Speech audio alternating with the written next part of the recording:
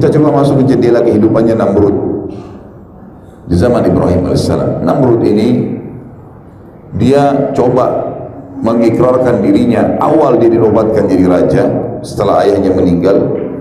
Dia nobatkan dirinya menjadi Tuhan, mengikrarkan dirinya sebagai Tuhan, dan siapapun yang mengiyakan itu semua kebutuhannya dipenuhi, dikasih oleh Namrud.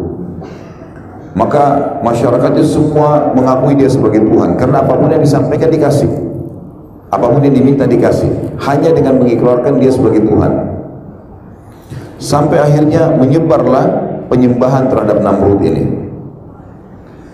Begitu dia baru menobatkan diri menjadi raja, menjadi Tuhan seperti ini, hari pertama, dan mulailah dia membagi-bagi segala macam kebutuhan masyarakatnya sehingga dia diakui sebagai Tuhan. Allah subhanahu wa ta'ala membuatnya mimpi. Dia mimpi kerajaannya hancur, kebakaran sana sini. Maka dia kaget di tengah malam, kemudian dia bangunkan seluruh penasihat-penasihatnya. Bangun semua, dibangunin. Salah satu penasihat terdekatnya Namrud itu bernama Azar. Azar ini ayahnya Nabi Ibrahim alaihissalam. Jadi ayahnya Nabi Ibrahim alaihissalam ini adalah penasihatnya Namrud. Bahkan dia orang tangan kanannya Namrud.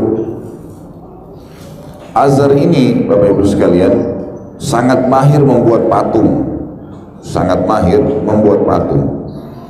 Jadi Namrud ini pada saat mengaku sebagai Tuhan, dia suruh Azar buat patung-patung dia dan patung-patung yang Namrud ingin, seperti misalnya patung burung, patung harimau, beragam macam. Disebarkanlah patung-patung tersebut di seluruh pelosok wilayah kekuasaannya dia. Jadi orang-orang tidak perlu datang ke Babilonia, ibu kota Irak pada saat itu, untuk menyembahnya. Cukup menyembah patung-patung yang dikirim ke sana. Dan Azar ini otaknya, ayahnya Nabi Ibrahim AS. Di tangan dia semua pembuatan patung itu. Jadi menjadi tangan kanannya Namrud. Kagetlah Namrud malam hari, kemudian dia tanya penasihat-penasihatnya, apa saran kalian? Apa nih? Mimpi apa nih? Kata mereka, kami tidak tahu mimpi ini apa ini. Tidak ada gambaran.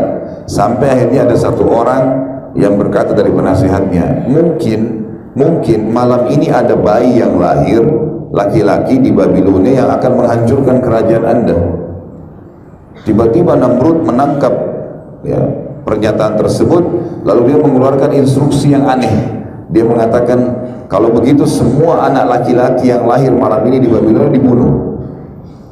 Malam ini juga, sekarang gerakan. Sebelum terbit matahari, keliling di semua rumah, ada anak bayi laki-laki baru lahir, bunuh semua.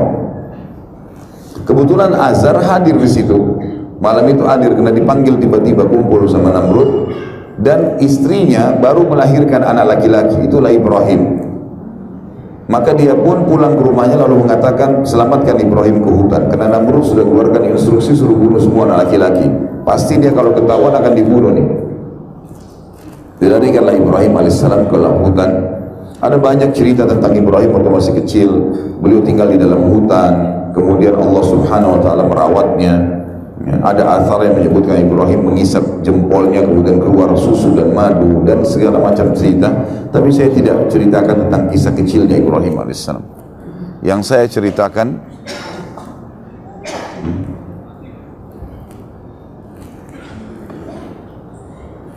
Bismillah. Yang saya ceritakan adalah Ibrahim alaihissalam mulai dinobatkan jadi nabi. Namrud waktu mimpi dan menjadi raja tadi umurnya 30 tahun. 40 tahun kemudian setelah Ibrahim berumur 40 tahun, berarti Namrud sudah berumur berapa? 70 tahun. Jadi selama 40 tahun itu Namrud dianggap Tuhan benar oleh masyarakatnya. Sudah tertanam betul-betul keyakinan tersebut. Sampai wilayah kekuasaan Namrud banyak kuil-kuil yang dibuat, tempat sesembahan, tempat sesembahan. Yang tempat sesembahan tersebut dipenuhi oleh dengan patung-patung. Di antaranya adalah patung Namrud. Lebih baik yang di handheld Ustaz dilepas pakai yang ini aja. Masya Allah. Ya. Baik. Dimatiin aja. Konflik jadi Ustaz. Baik. Konflik. Bismillah.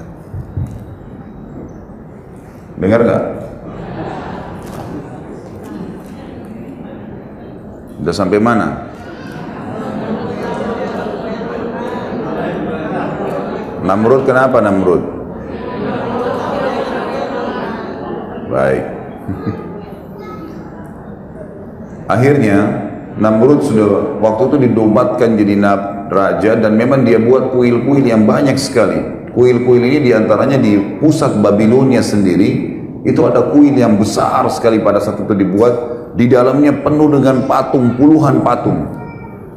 Ada patung singa, patung burung, patung macam-macam, dan di tengah-tengah kuil di ujung sekali itu patungnya Namrud. Selalu begitu dia buat kuil, harus ada patung dia. Jadi masyarakat yang tidak sempat datang ke istananya untuk menyembah itu datang ke kuil-kuil ini, kasih sesajen, mohon-mohon, menyembah selain Allah. Ibrahim alaihissalam dinobatkan oleh Allah SWT menjadi nabi di umur 40 tahun. Lalu kemudian kisah beliau adalah beliau masuk di Babilonia. Tinggal di luar Babilonia tadinya, di hutan, sekitar hutan, kemudian beliau masuk ke Babilonia.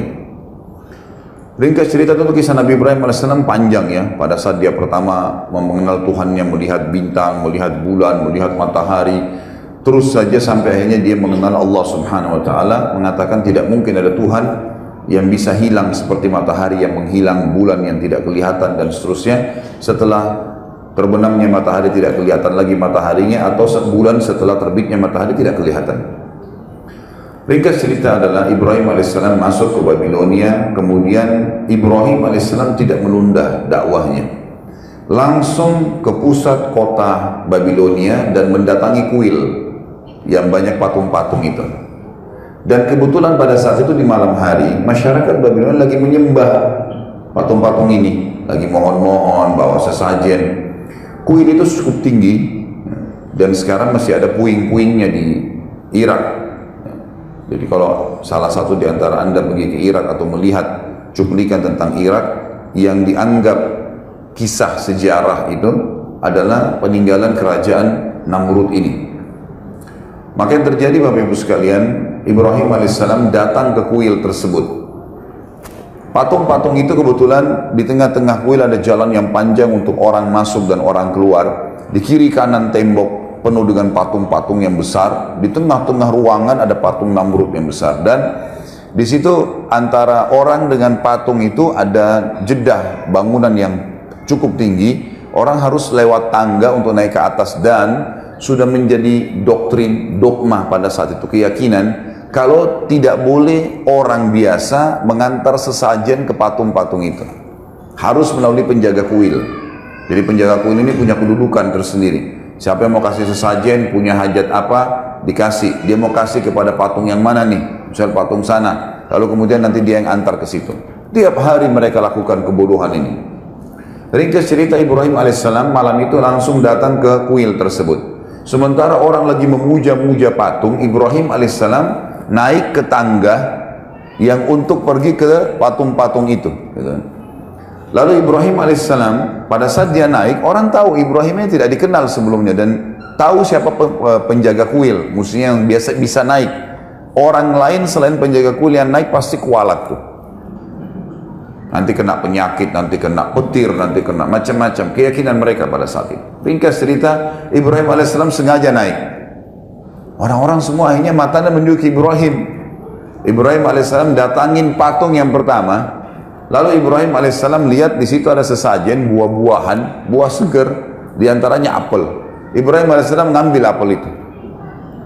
Orang-orang semua heran, ini keyakinannya jangankan ngambil sesajen itu, mendekati saja sudah kualat. Gitu kan. Ibrahim alaihissalam ambil apel itu, kemudian sengaja menggigitnya di depan mereka, bukan untuk makan. Lalu Ibrahim balik ke patung itu sambil berkata, wahai yang dianggap Tuhan oleh masyarakat Babilonia, apa kau tidak marah saya ambil apelmu? Kira-kira patung nyaut nggak? Nggak ada suara. Hening pada saat itu. Tapi orang sudah yakin ini Tuhan mereka. Ya, gitu. Maka Ibrahim ulangi alaihissalam, wahai yang dianggap Tuhan oleh masyarakat Babilonia, kau tidak marah saya makan apelmu? Nggak ada suara. 3 kali, wahai yang dianggap Tuhan oleh masyarakat Babilonia, yang selalu dipuja, dipuji, kau tidak marah saya ambil apelmu? Nggak ada suara. Ibrahim melakukan gerakan yang lebih lagi daripada itu.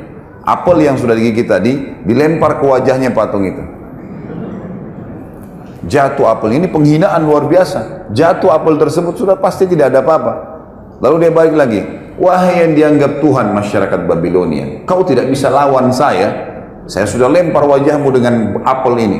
Sudah saya ambil apelmu, saya lempar lagi wajahmu. Gak ada suara tentunya. Makin hening suasana. Ini yang hadir di kuil-kuil ini besar sekali.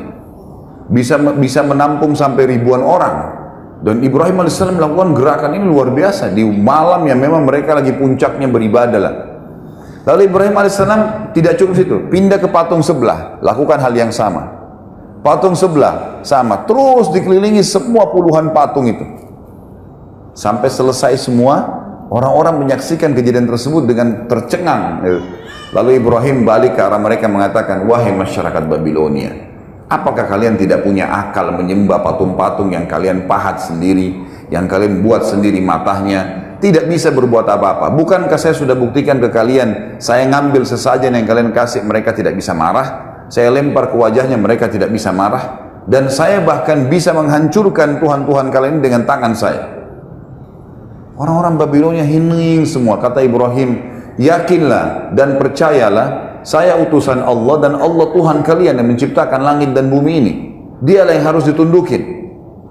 Orang semua tenang, nggak ada yang bicara.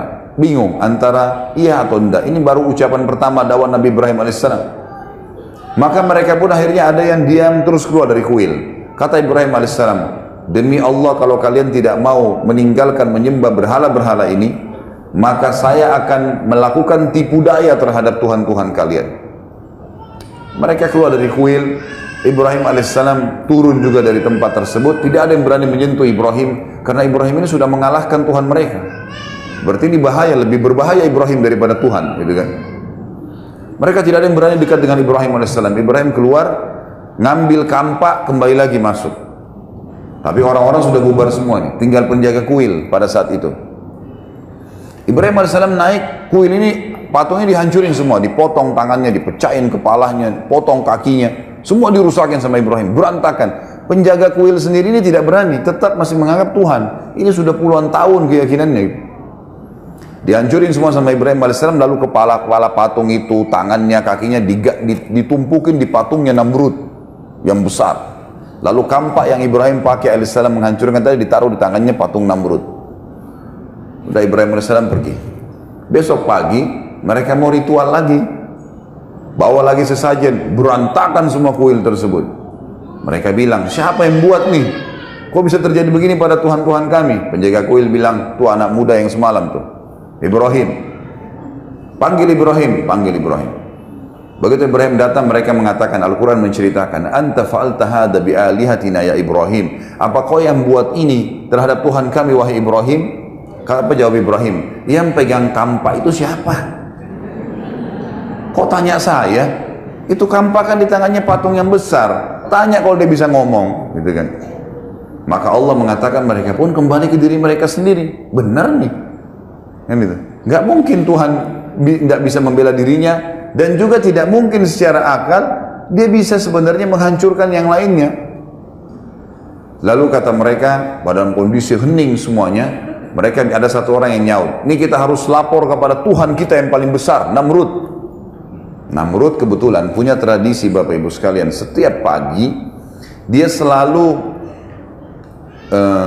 setelah mandi rapi segala duduk di singgasananya, ada gorden yang nutupin antara dia dengan orang-orang di depannya. Begitu selesai dia duduk, sudah rapi semua, singgasananya sudah rapi, mahkota sudah rapi, dibuka gorden tersebut. Begitu dibuka, maka seluruh orang yang ada di depannya sujud kepada dia bertahun-tahun, mengatakan wahai Tuhan Namrud, termasuk istri dan anaknya. Setiap pagi, gitu kan? mengatakan wahai Tuhan yang Namrud, Tuhan Namrud, nggak bisa tidak lagi mengatakan Raja Namrud, Tuhan. Dan itu terjadi bertahun-tahun. Ibrahim alaihissalam waktu diancam begitu, kita mau lapor kepada Tuhan kita terbesar, kata Ibrahim, nggak usah lapor, saya ke sana, saya mau langsung ke istananya Namrud. Ibrahim alaihissalam pergi ke sana sendirian, orang-orang berbondong-bondong masuk, banyak, istananya Namrud besar, orang banyak mau sujud kepada Namrud, karena setiap sujud minta apa-apa dikasih, minta makanan, minta uang, minta apa saja dikasih sama Namrud. Maka pada saat diangkat tirainya, Namrud sudah mulai kelihatan, orang semua sujud, Ibrahim alaihissalam tidak sujud, berdiri sendiri. Namrud heran, 40 tahun tidak pernah ada orang membangkang, baru kali ini. Dia tanya, siapa kamu ini berani benar nggak sujud dengan saya?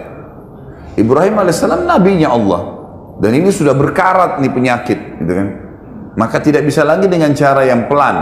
Kata Ibrahim alaihissalam dengan tegas, wahai Namrud, bukan lagi wahai raja, apalagi Tuhan, dipanggil namanya. Anak istrinya saja nggak berani panggil namanya Namrud, Tuhan Namrud. Wahai Namrud, dari mana kau mengaku sebagai Tuhan? Kamu manusia biasa seperti saya. Kamu punya dua mata, saya juga punya dua mata. Kamu punya dua kaki, punya dua tangan, saya juga sama. Kamu juga sama seperti saya, lahir dari rahim seorang wanita, kemudian bayi, anak-anak, remaja, tua seperti kamu sekarang, dan kau juga akan mati. Tuhanku dan Tuhanmu, serta Tuhan segala sesuatu ada namanya Allah. Allah itu menghidupkan dan mematikan. Kita bayangkan di posisi Namrud, kaget luar biasa, belum pernah ada yang bantah ketuhanannya seperti ini. Tapi dia tidak mau tunjukkan, dalam kondisi itu dia tidak mau tunjukkan kalau dia ini terkalahkan.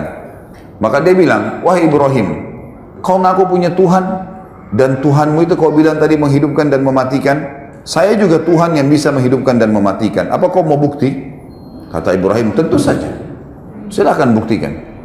Dia bilang, ada satu pengawalnya, dia bilang, tangkap siapa saja lewat depan istana sekarang. Dua laki-laki yang lewat, siapa saja tangkap. Ditangkaplah dua orang, masuk. Kemudian kata Namrud, bunuh yang satu biarin pergi, dan kasih hadiah apapun yang dia mau. Dibunuhlah yang satu biarin pergi. Kata Namrud, lihat, saya mematikan dan saya menghidupkan, gitu kan? Benar nggak ini pemikirannya? Ini konyol ini, karena orang yang disuruh pergi sudah hidup sebelumnya. Ini orang yang mati memang sudah sunnatullah, ditusuk ya mati, gitu kan? Tapi dia pakai akalnya sebagai manusia, tidak mau kalah, gitu kan? Lalu Jibril AS datang membisikkan kepada Ibrahim, ini orang ini sudah kufur kepada Allah, nggak bisa lagi. Kamu memberikan contoh di bumi ini, dia akan cari terus akal. Coba kasih contoh di langit. Kata Ibrahim, wahai Namrud, kalau begitu, Tuhanku dan Tuhanmu, dikatakan Tuhanmu Allah, setiap pagi menerbitkan matahari dari timur, terbenam di barat. Apa kau bisa? Ini matahari tiap hari terbit, tiap hari terbenam. Bisa kamu lakukan? Kalau tadi kan dikasih contoh manusia. Diam, kata Allah, fabuhital ladzi kafar, maka orang kafir itu terdiam, tidak bisa ngomong. Dalam keadaan marah dia, tidak punya jawaban, dia mengatakan, tangkap nih orang, Ibrahim, penjarakan. Meeting cepat sama orang-orang pejabat-pejabatnya, kumpul, lalu kemudian bermusyawarah. Nih diapakan nih Ibrahim? Saya mau Ibrahim dibunuh, tapi jangan mati biasa. Kalau cuma tusuk penggal kepalanya udah biasa itu. Cari mati yang luar biasa, yang spektakuler, yang bisa membuat orang lain taubat. Tidak ada lagi yang mau buat seperti itu. Musyawarah sampai seminggu muncul ide. Waktu itu Ibrahim sambil di penjara alaihissalam.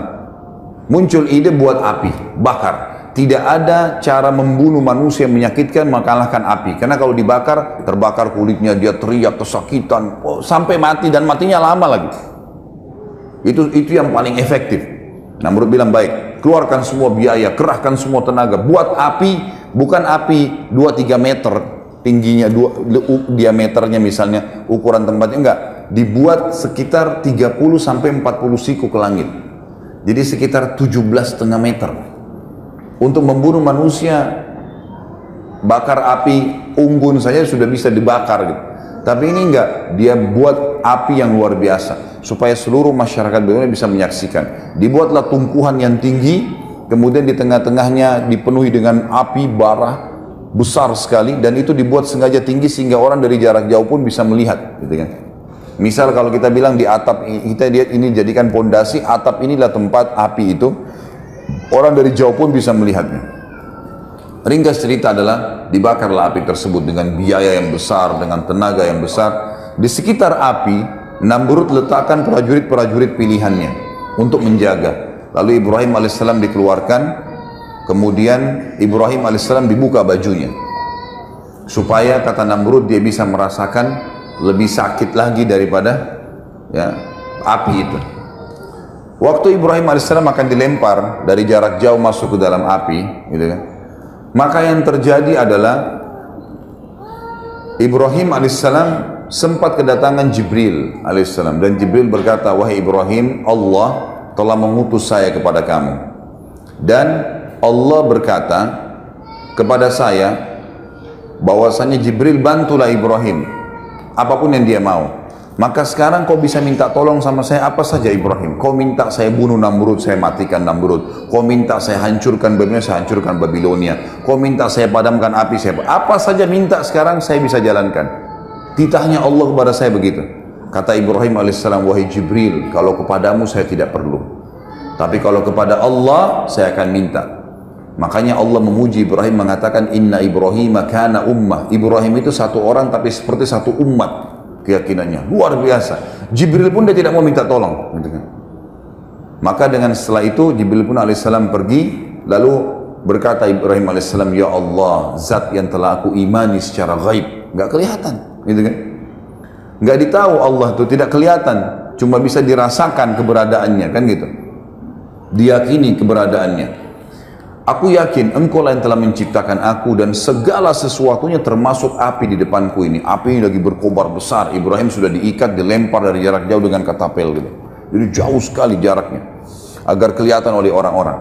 Lalu dia bilang, engkau lah yang telah menciptakan aku dan seluruh segala itu dan termasuk api, dan engkau lah yang menjadikan api ini dasarnya, fitrahnya panas. Jadikanlah api ini dengan kemahabesaranmu dingin dan keselamatan untukku. Balik dari panas menjadi dingin. Maka Allah SWT mengatakan, kami terima permohonannya Ibrahim. Dalam kondisi dia ingin membuktikan kebesaran Allah. Maka dilemparlah Ibrahim AS dari jarak jauh. Pada saat dilempar Ibrahim AS, ada satu kejadian juga di situ. Ibrahim AS pada saat masuk ke dalam api, tentu Bapak Ibu sekalian, manusia kalau kena api, sekuat apapun badannya, sekekar apapun, pasti teriak. Gitu kan? Nggak ada yang bisa menahan panasnya api. Maka begitu Ibrahim AS masuk ke dalam api, subhanallah, nggak ada teriakan, nggak ada jeritan, nggak ada suara apapun, nggak ada, hening sekali. Orang-orang sempat bertanya, ini Ibrahim ini mati atau enggak ya? Namrud pun bingung, tidak ada orang yang kena api tidak ada teriakan. Maka Namrud itu kebetulan singgasananya ditaruh di luar, diangkat, kemudian dia berhadapan sama api, dia melihat api itu, dia menyaksikan sendiri, nggak ada suara. Lalu Namrud ingin menenangkan audiensnya, masyarakatnya. Waktu itu dia mengatakan, Ibrahim sudah mati di awal kena asap saya, asap api saya. Udahlah, orang percaya, orang bubar. Kata Namrud, biarkan 3 hari. 3 hari biarin, terbakar. Dan dijaga ketat di sekitar api. Kalau ada Ibrahim mau coba lari, dorong. Gitu kan. Tapi nggak ada suara ini, nggak ada apa-apa. Nggak ada cerita, nggak ada derikan, nggak ada suara sama sekali. Bubarlah semua, sampai 3 hari. Namrud ini masih makan, minum, berhubungan biologis dengan pasangannya. Allah membiarkan orang-orang kafir itu melakukan upayanya dan melalui kehidupan dunia yang cuma sebentar ya. 3 hari kemudian, subhanallah, dia nikmatin hidupnya luar biasa, berpesta-pesta menganggap Ibrahim sudah dibakar, sudah mati. Hari ketiga dikeluarin lagi singgasana, undang lagi masyarakat Babilonia. Begitu mereka datang semua, lalu kata Namrud, saya ingin padamkan api. Saya ingin lihat debunya Ibrahim. Padamkan api. Semua orang menyaksikan. Waktu dipadamkan api, mereka kaget. Ibrahim alaihissalam sedang duduk di tengah-tengah tumpuhan api mereka. Duduk. Tidak ada apa-apa sama sekali. Gitu kan? Maka Jibril alaihissalam datang kepada Ibrahim menyampaikan instruksi satu saja. Wahai Ibrahim, Tuhanmu perintahkan kau untuk berdiri pulang ke rumahmu. Nggak ngomong apa-apa. Itu saja instruksinya. Berdiri pulang ke rumahmu. Ibrahim AS belum mengerti itu. Yang penting perintah Allah sudah jalanin. Gitu kan? Dan ini tugasnya orang beriman nih. Diperintahin apapun kerjain. Masalah ada hikmahnya, gak ada hikmah itu urusan nanti. Dia sudah yakin Tuhannya. Ternyata ada satu hal yang ingin Allah sampaikan kepada seluruh orang yang hadir pada saat itu. Ibrahim alaihissalam, orang-orang pada saat itu lihat Ibrahim duduk. Namrud sempat ucapin kalimat, Ibrahim terbakar kaku. Jadi dia terbakar kaku jadi hangus, tapi kan dari jauh orang tidak tahu ini hangus atau enggak. Maka terbantahkan pada saat itu karena Ibrahim berdiri dan turun, pergi ke rumahnya, pulang ke rumahnya, itu saja. Perintahnya Allah kan itu. Orang-orang semua bilang berarti Ibrahim enggak mati dibakar api. Banyak orang yang beriman kepada risalah Nabi Ibrahim. Berarti Tuhannya Ibrahim luar biasa. Namrud pulang ke istananya, bingung mau jawab apa lagi nih. Dan kira-kira Bapak Ibu sekalian, dan ini selalu Allah beginikan orang-orang kafir ya, dibiarkan mereka melakukan upaya mereka maksimal dan akhirnya Allah batalkan dengan hal yang kecil. Kira-kira setelah membuat api sebesar itu dengan biaya yang besar, tenaga yang besar, kira-kira apa lagi yang bisa Namrud lakukan? Ibrahim kira-kira setelah dibakar api tidak mempan dengan ditebas dengan pedang? Secara akal sudah nggak mungkin. Karena api saja sebesar itu tidak bisa membakar, apalagi kalau cuma ditebas sama pedang gitu kan. Dalam kondisi bingung, semalam suntuk dia nggak bisa tidur, maka lalu Ibrahim berkata, maka Namrud pun dalam kondisi bingung tidak bisa tidur. Keesokan paginya Allah subhanahu wa ta'ala dalam riwayat Bukhari dikatakan mengutus kepada Namrud seekor lalat. Lalat ini masuk di lubang hidungnya terus sampai ke otaknya. Bagaimana caranya Allahu a'lam, tidak usah dipikirkan caranya. Yang jelas masuk lalat tersebut sampai ke otaknya. Dalam hadis dikatakan sampai ke otaknya. Namrud kesakitan, ditepuk-tepuk nggak bisa keluar. Kira-kira lalat ini mau dilawan dengan apa nih? Bisa dengan otot yang besar?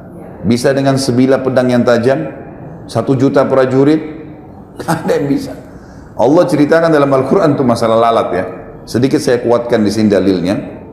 Bukan berhubungan sama kisah Ibrahim alaihissalam, tapi ada firman Allah, A'udzubillahi minasyaitonirrajim, ya ayuhan nas duriba mathalun fastami'ulah. Hai sekalian manusia, telah diberikan perumpamaan kepada kalian, dengarkan baik-baik, renungi baik-baik. Innal ladzina tad'una min dunillah, semua yang kalian seru selain Allah, patung kah, pohon kah, setan kah, malaikat kah, semua selain Allah itu, la yakhluqu dzubaban walau ijtama'ulah. Mereka tidak pernah mampu menciptakan seekor lalat walaupun mereka bersatu semua.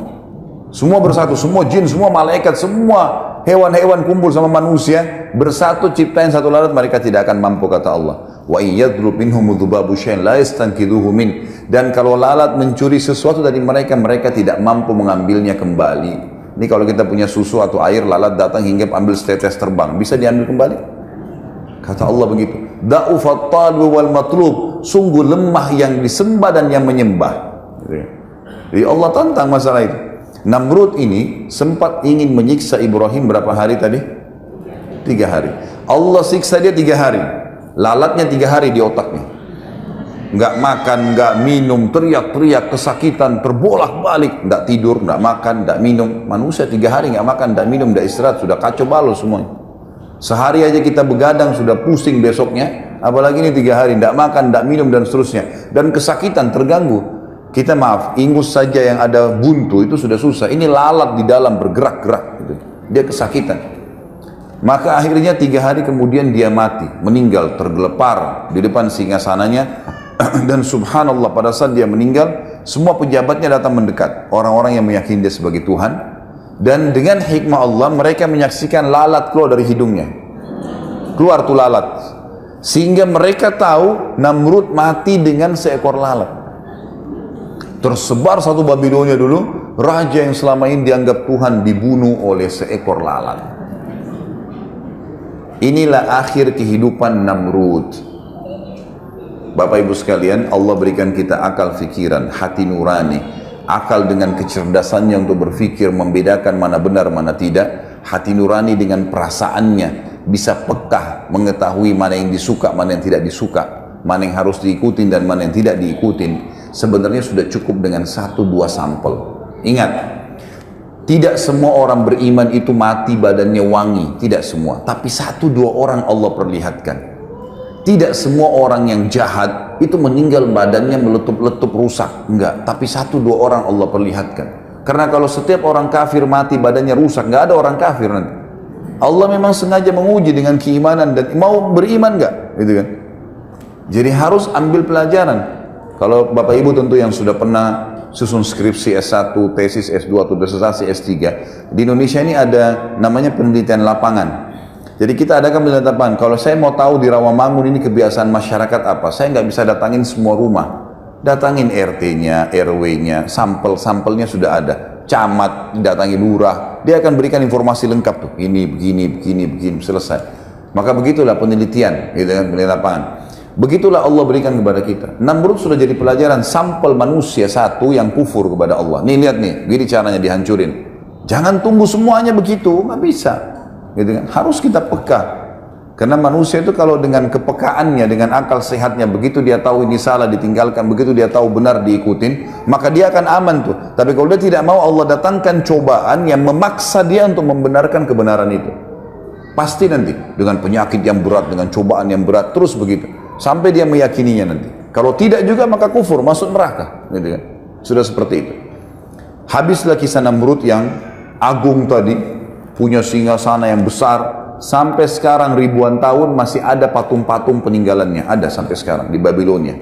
Kalau Bapak Ibu saya tidak tahu di YouTube ada atau tidak, coba diketik sisa kerajaan Babilonia. Coba lihat, pasti ada tuh. Ada patung kepalanya, ada patung-patung besar, ada yang dianggap dulu tempat tungkuhan api yang dibakar Ibrahim alaihissalam, ada puing-puingnya masih ada. Dan dirawat oleh pemerintah Irak sekarang karena dianggap itu sejarah, gitu kan.